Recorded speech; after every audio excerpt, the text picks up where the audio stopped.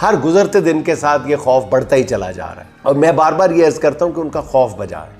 अगर इमरान खान बाहर आ गया तो फिर ये जिस तरह की लोगों के जज्बात हैं इस वक्त इमरान खान के बारे में, वो अनकंट्रोलेबल है। वो किसी तरह भी किसी भी हुकूमत को, किसी भी निज़ाम को नहीं चलने देंगे।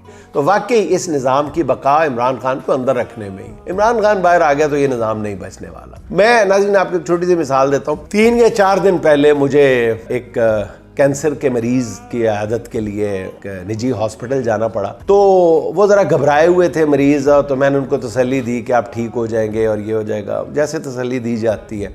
और वो आंत का कैंसर था, वैसे मेरी तसल्ली भी ठीक ही थी। मैंने कहा ये आंत का कैंसर काबिल इलाज होता है, वो आंत काट के और वहाँ से दोबारा जोड़ दी जाती है, रेडियोथेरेपी की जाएगी, कीमोथेरेपी भी हो सकता है। तो वो मेरी बातें नहीं सुन रहे थे, कहने लगे छोड़ो यार मुझे नहीं पता, बस मैं ये चाहता हूँ कि मेरी एक ख्वाहिश पूरी हो जाए मेरे मरने से पहले। मैं क्या आप नहीं मरते भाई, ये आम सा कैंसर है, ये काबिल इलाज है। कहने लगे नहीं। मैंने कहा आप कौन सी ख्वाहिश है, आपने इमाद की शादी इमाद उनके बेटे का नाम, मैंने कहा इमाद की शादी देखनी है आपने? तो कहने लगे नहीं वो भी पता नहीं नसीब में है या नहीं, मेरी एक और ख्वाहिश है। मैंने कहा कौन सी ख्वाहिश है?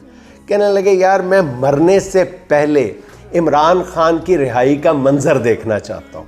मैंने कहा तसल्ली रखे, वो भी रिहा हो जाएगा, जल्दी रिहा हो जाएगा। कहने लगे मैंने ये नहीं कहा कि मैं इमरान खान की रिहाई कह रहा हूँ, मैं कह रहा हूँ कि मैं इमरान खान की रिहाई का मंजर देखना चाहता हूँ। मैंने कहा इन दोनों बातों में क्या फ़र्क है? कहते बहुत फ़र्क है। कहते इमरान खान की रिहाई का मंजर इस पूरे मंजरनामे को बदल के रख देगा। ये एक कैंसर का मरीज़ जो मौत के मुंह में है, उसका ये एनालिसिस।